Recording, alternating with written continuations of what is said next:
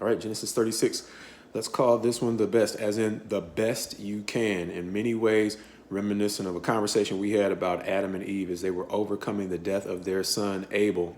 Abel having been killed by Cain, they were given another son by the name of Seth. And if they had not done the best they could with Seth, we don't know if his bloodline would have produced men like Noah, through whom God repopulated the earth, and Enoch, a man who didn't live quite as long as the men of his day who were used to living upwards of 900 years, but Enoch only having lived 365 years. The Bible notes that he pleased God and simply was not, because he did not have to see death.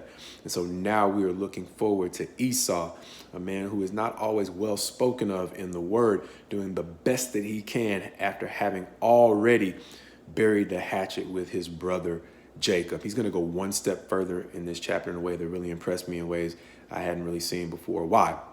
Because much like the dispute between Abram and Lot, when they were so prosperous that the land could not hold them peaceably, now we're going to see both Jacob and Esau living out that kind of blessing that produces problems, meaning they're blessed enough that the land will not support them. And even though Jacob was the one who was sent away for lying and essentially stealing the blessing away from Esau, Esau is one, much like Abram, who at this point is going to leave, even though he probably has every right, much like Abram, who had been given the land by God. And when we hear the story of the prodigal son in the New Testament, the older son who actually stayed and worked and was loyal to his father, he was a little bit upset when the prodigal came back. Esau could have been the same way and said, Jacob, you had to move because you were cheating. You've been a traveler for this long. You might as well keep it moving now that you're doing well. Happy for you, but see you. No, that wasn't his attitude at all. What he ends up doing is when when God blesses both of them, the land can't hold them. Esau in chapter 36 is the one who is going to pick up and move, adding even more graciousness to the peace that he's already struck with his brother. The story quite possibly could be that there was a better opportunity for Esau elsewhere, but we don't know that. And what I'm choosing to do right now is see the best in Esau, because one of the things I was taught early on, or I guess maybe more recently, about forgiveness and love is this. It's that really loving someone is wanting to see the best for them, even if they ain't treating you so good right now.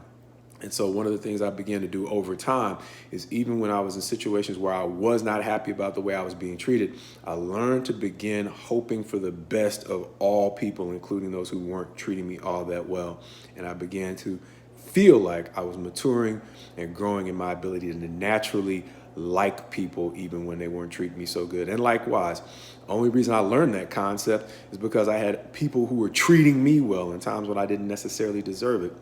And so hoping for the best in people in a lot of ways is the food for making, once again, a term we're using an awful lot, peace.